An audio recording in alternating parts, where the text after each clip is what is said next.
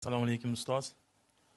Bu yerga o'sha YouTube'dagi ikkita darslarni ko'rib, men endi yoshim katta, menga o'qishga nima bor deb o'g'limni qilib o'g'limni yozdirib, telefon qilganimda o'g'lim unamadi, o'zingiz boring.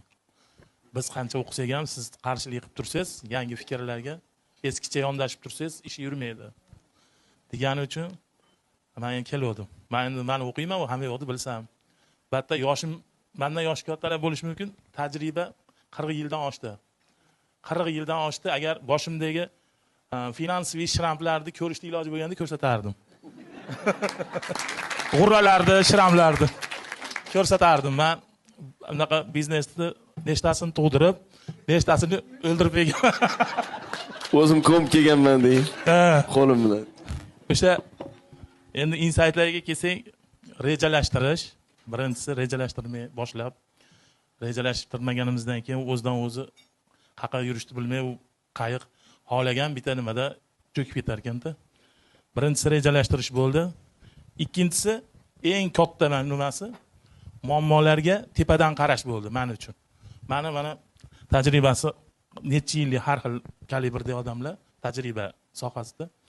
Meniki o'zimga ko'proq deb o'ylaganim uchun bu eng katta nimasi shu tepadan qarash ekan.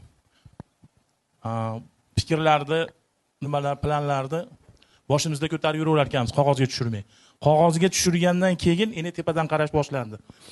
Dumit na bu magiya degan nima eng kattasi bo'ldi. Agar shuni bepul o'rgatganingizda hech kim olmasdi.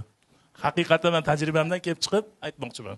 Bizi bizneslarda rivojlanmasligi o'zimizni hali patologiyamizdan chiqolmas ekan. Org strukturani endi bugun o'sha tushunganimizni aytdim. Bizni eng og'riqli meni ishimdagi nima shu ekan. Har qanaqa biznesni bitta joyga olib chiqib, ag'iga olib borish uchun bilim kerak ekanda.